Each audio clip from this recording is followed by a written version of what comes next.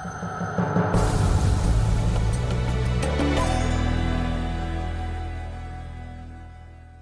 I was younger, like most children, I longed for summertime.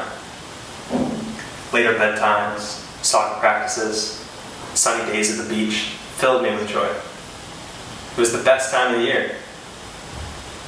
Although something interesting would happen about 3 weeks into every summer break. I would become utterly bored. All the activities I dreamt about while in class all of a sudden seemed a lot less interesting. And I found myself searching for something to engage with. Now I hated boredom. I'm sure as we all do. So I do almost anything to avoid it. In fact, it's quite astonishing the depths that we'll go to just in order to avoid it. For instance, in 2018, the global film industry was worth $136 billion.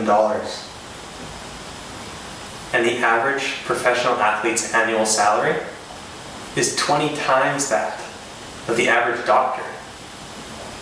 Inventions like sport, theatrics, televisions are all a result of us just attempting to avoid this state of mind.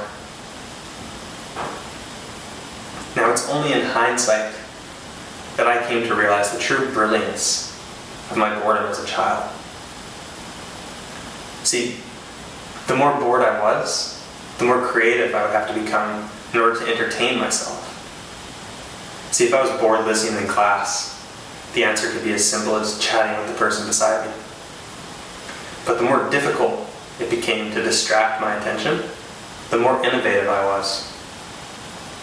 Something as simple as a bunch of boxes became an intricate array of secretive tunnels, or a blank page turned into hours of artistic expression. It was only due to my extreme boredom that I had to create these ways to entertain myself. And I'm worried that today we're not allowing ourselves to be bored enough. And as a result, we are losing part of our ability to create and innovate. That's why for the next 15 minutes, we're all going to sit in silence. Thank you. Just kidding. From a recent study done by Microsoft in 2015, they observed and studied 2 types of attention. The first is transient attention. This is our initial short-term response when something interests us. The second is our selective attention. This can be long-term, as we can choose to refocus it on the same task repeatedly. Microsoft found that our long-term attention can vary from 10 to 20 minutes. And for those of us that are on the lower end of that spectrum, don't worry, I'm almost done. What they also found was that our short-term attention span was only 12 seconds. That was in the year 2000. In the recent 2015 study, they found it to be only 8 seconds. Now that 33% reduction came in only 15 years. Now it's not always easy to point fingers, but since the year 2000, we have very much entered the technological era. This has led most researchers to just point the fingers directly to our electronic devices for this reduction. But what's interesting about this study, however, is not the results, but it's the fact that most researchers didn't agree upon what was causing this reduction. Some said it wasn't even decreasing at all. The only thing they could agree on is the fact that the average human is spending more time in the transient, short-term train of thought, more now than ever. I wondered what the implications of this could be. In recent years, it's been effortless to find new distractions at any time from almost anywhere on the planet. Because of this, we are conditioning our brains to operate primarily in the short-term, transient attention span. This characteristic is no secret, and it's being exploited by businesses like big tech giants like Instagram, TikTok, Twitter. See, there's a reason behind why tweets are only 140 characters long, and videos can't be any longer than 60 seconds on Instagram. This is a direct consequence of these companies appealing to the average consumer's short attention span.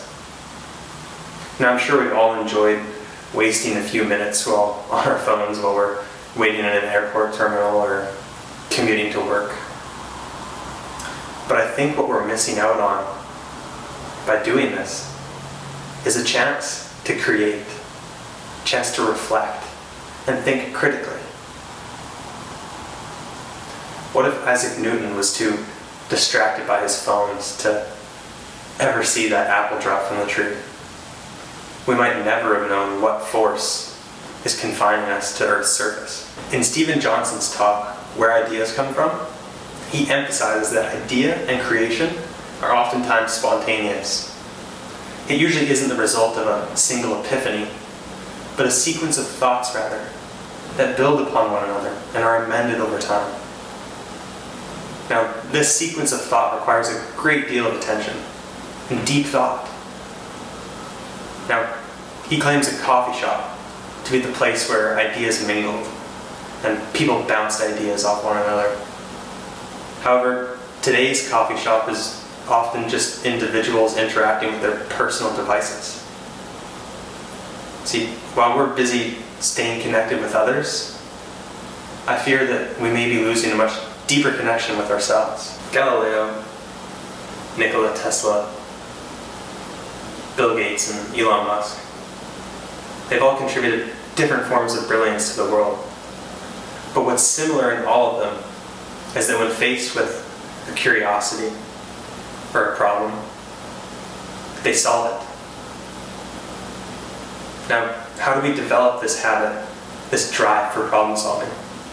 Is this something that perhaps we're born with, or maybe something we develop over time?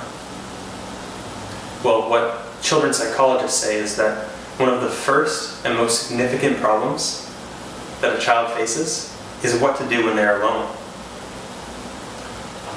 Solving this problem is essential to their development, because when they do relieve their boredom, it gives them a sense of confidence, and they leave with a better understanding of who they are and what interests them. Unfortunately, it's much too simple to relieve ourselves and our children of boredom these days. It requires nothing more than just a couple taps of the thumb. And although this temporary reprieve of our boredom may feel satisfying, I fear we're unaware of the possible opportunities that we just missed out on. See, boredom can be a stimulus for change, leading you to better ideas, higher ambitions, and greater opportunities. It should not be something that we fear, but rather something we can conquer.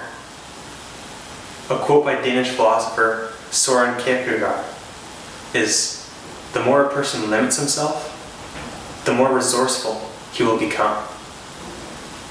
That's why I want to challenge you. I challenge you to embrace boredom. The next time you're in line waiting for your coffee or stuck commuting, rather than checking your DMs or reading your messages, reading the latest news, put your phone down and you may just unlock a brilliant idea. Thank you.